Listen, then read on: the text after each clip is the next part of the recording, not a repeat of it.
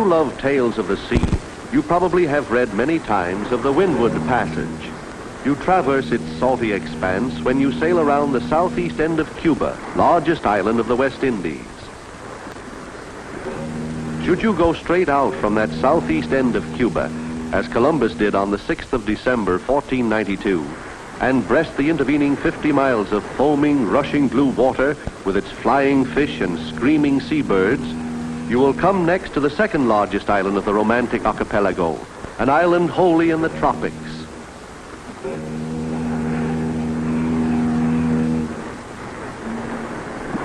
It is a cluster of steep mountain tops arising from broad bases on the ocean floor to make a heavily broken patch of terra firma about the size of our own rugged state of Maine. From the water level, though, the mountains are not very high.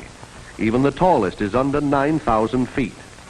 When Columbus saw this particular island, he called it Hispaniola, the Spanish. But the million or so Arawak Indians who were there before him already had a name for it. They called it Haiti, land of mountains. The name still varies, for today it comprises no less than 2 of the republics of the Western Hemisphere. The Dominican Republic occupies perhaps 2/3 of the area. What appears here is Port-au-Prince, capital city of the other, the Republic of Haiti, on the western third of the island. An excellent harbor encourages shipping, and Port-au-Prince has the additional advantage of being on an important air route between North and South America. In Columbus's day, the Indians thought that he came out of the sky in ships that really were great birds. The Spaniards were amused. But today, strangers from afar actually do descend on Haiti from the sky.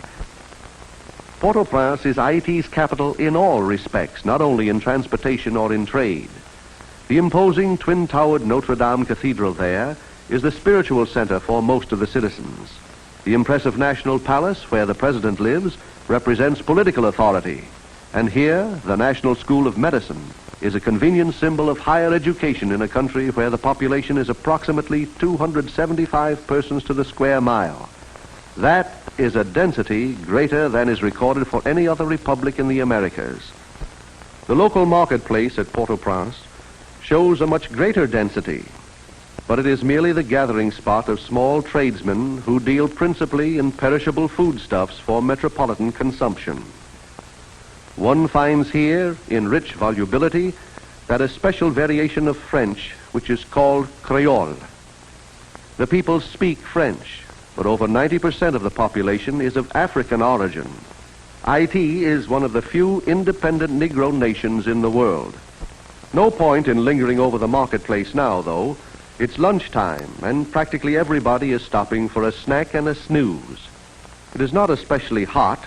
A breeze almost always blows in from the sea to keep the temperature at an average of 75 degrees to 85 degrees, summer and winter.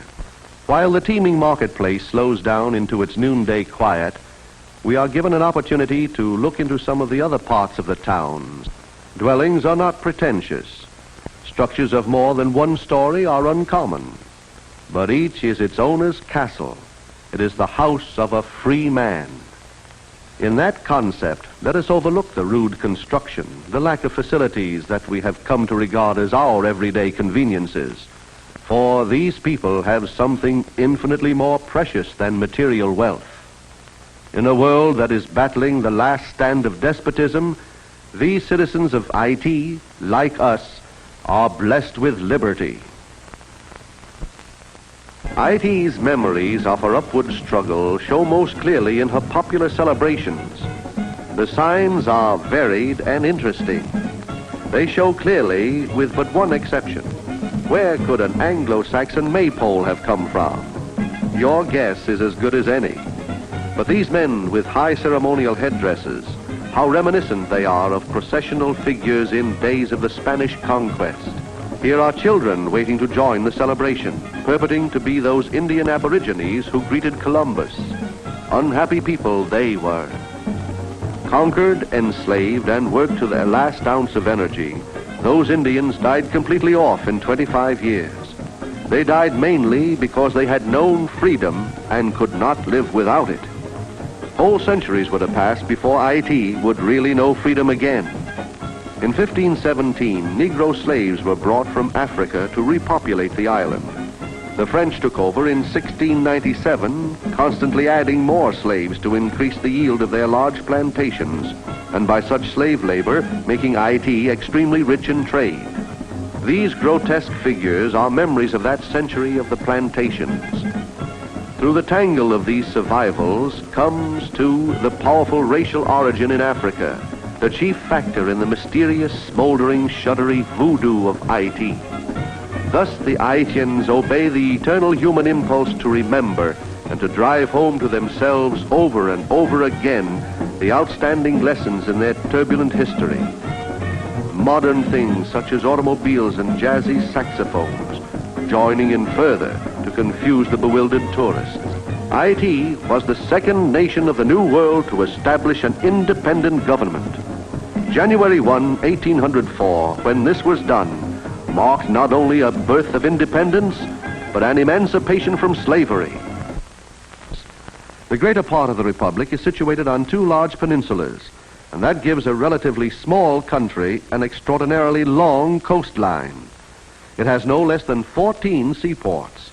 Among these is the city second in importance, Cap Haitien. Columbus built a fortress here. But tourists come to Cap Haitien less for Columbus than to visit the nearby village of Millau and the mountain that towers above it.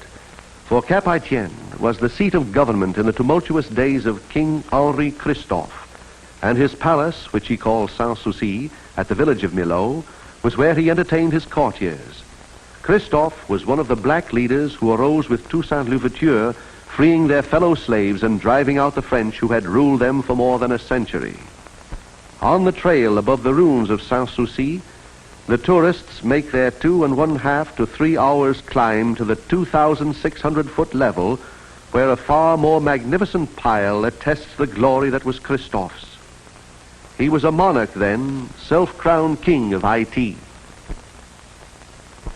There is the place, the century-old citadel La Ferrière. Christophe built it as a last stronghold should he ever need one. Actually, when he died in 1820, it was by his own hand, stone walls and high inaccessibility of no avail. He feared his enemies, and with reason.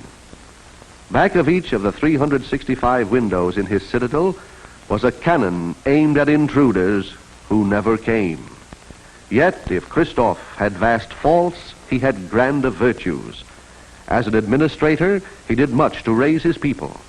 He established schools, built roads, encouraged agriculture. The citadel failed his purpose, no doubt, but it serves another that he did not anticipate. It is a solemn reminder to tourists who clamber thoughtlessly over the moss-covered ramparts that all North America owes a lasting debt to Haiti. It stands for the great change at the opening of the 19th century in Europe's attitude toward the New World, the end of her fond dreams of American conquest. The train of disasters that Christophe and his fellows caused the French persuaded Napoleon that the price of Western Empire was too great. He suddenly decided to sell out, the United States making the Louisiana Purchase from him for $15 million.